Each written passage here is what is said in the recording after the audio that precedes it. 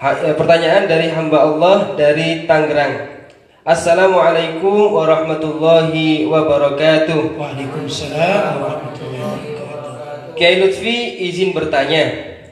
Pada pertemuan sebelumnya Kiai mengatakan keharusan memakai pendapat yang muktamad kecuali dalam hal-hal yang sifatnya darurat. Pertanyaan lanjutan saya, dalam masalah taswir, bukankah mazhab Syafi'i termasuk kepada kelompok yang mengharamkan secara mutlak semua jenis gambar dengan dan di media manapun, baik yang digambar dan dilukis di atas media datar seperti kertas dan kanvas maupun yang berbentuk 3 dimensi seperti patung dan sejenisnya. Tapi fenomena di lapangan justru berbeda kasusnya. Kita di NU yang suka memasang atau membuat lukisan dalam kurung foto Syekh Abdul Qadir Jailani ataupun ulama-ulama lainnya. Pertanyaannya, apakah hal tersebut tidak dianggap keluar dari pendapat yang muktamad? Syukron. Baik, jadi begini. Bukan dilarang itu tadi yang masalah muktamad ya. Keharusan maksudnya yang paling utama itu qaul adalah qaul muktamad. Kalau masih orang itu bisa pegang qaul muktamad, pakai qaul muktamad yang terkuat. Jangan sampai orang itu kemudian menggampangkan masalah.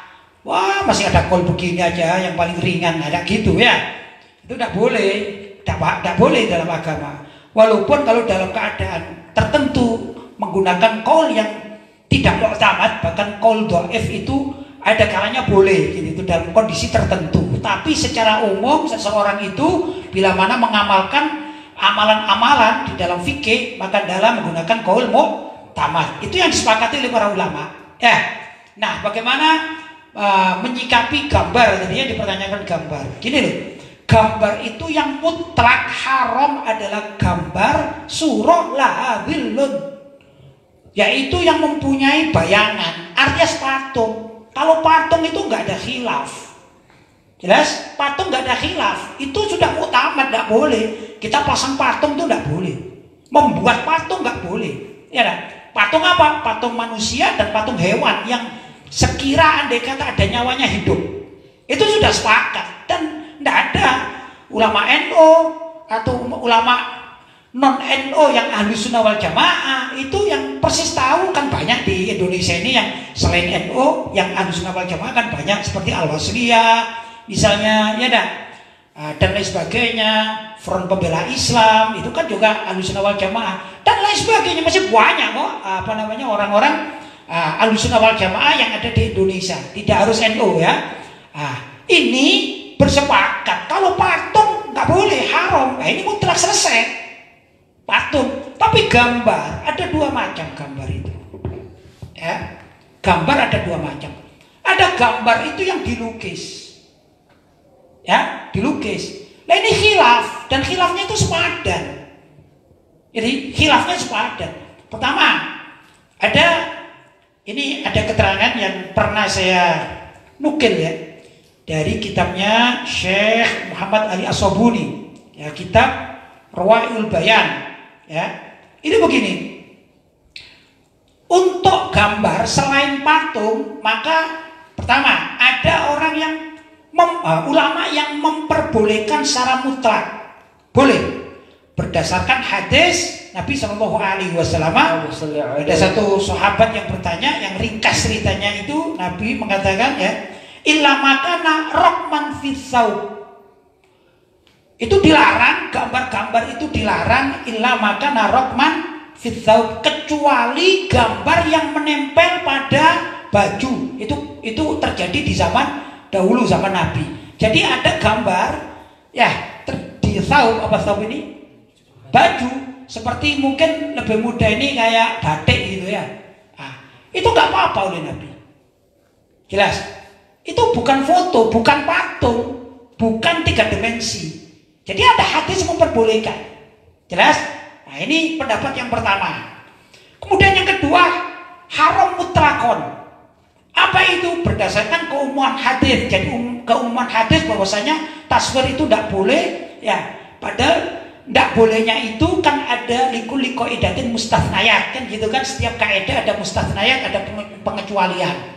Semua gambar itu tidak boleh dalam satu hadis, tapi di sini ada hadis mengatakan illa maka narok manfith tau, kecuali ada gambar yang ada di baju, begitu ya. Nah di sini berbeda pendapat para ulama sama kuatnya.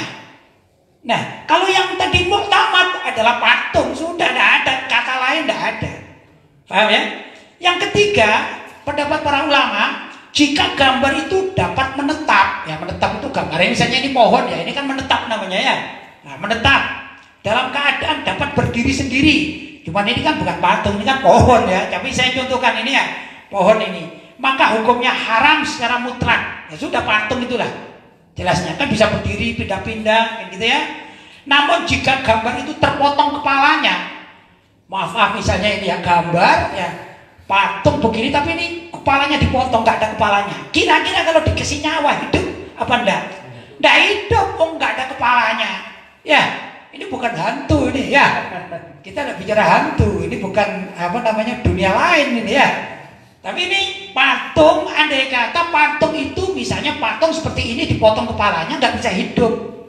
Jadi gimana ini? Atau juga terpisah, ya terpisah apa separuh misalnya, atau terpisah. Biasanya badan begini ya, badan, bagiannya terpisah. Kalau ada patung yang seperti ini, patungnya ini cuman badan, terus apa ini kepala, ini separuh. Kira-kira tidak ada pusarnya ke bawah. Kira-kira hidup apa enggak? Tidak hidup, itu ya. Maka boleh katanya. Ini pendapat. Patung yang kira-kira separuh gini, andai kata diberi nyawa itu mati, itu masih boleh. Itu ada pendapat yang demikian. Jelas. Nah, kemudian keempat, adapun gambar biasa yang dianggap remeh, ya biasalah orang melukis, anak kecil-kecil melukis atau mainan anak-anak, bukan sesuatu yang bermakna. Ya dah, itu juga diperbolehkan.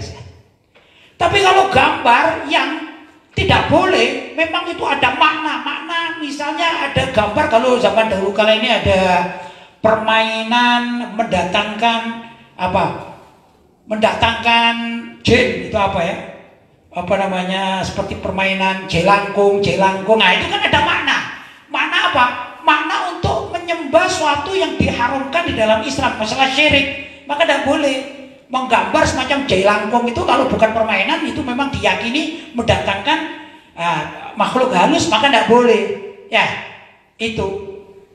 Nah, di sini ada perbedaan pendapat, ada 4 pendapat, sudah. Sedangkan gambar, seperti gini nih ya, gambar, ini foto, ini juga ada permasalahan juga, ini foto, jelas ya. Foto itu bagaimana? Foto itu bukan gambar.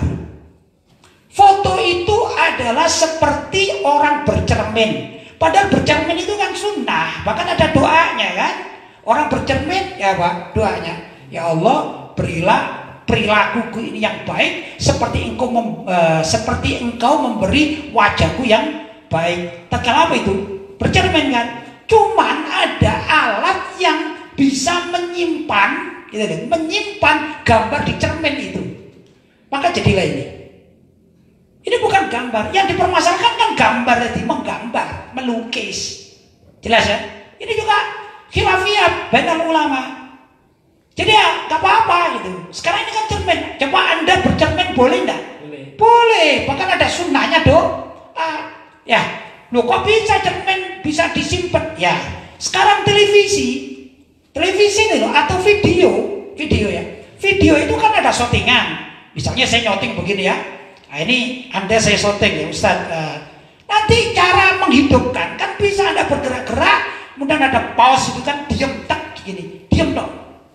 Bagaimana? Kalau ini diharamkan, kan lucu juga ya. Jadi tanpa gerak, wah ini cermin, ya cermin. Kemudian di pos ini menjadi gambar, terus diharamkan jadi halal haram. Nggak begitulah agama. Jelas ya?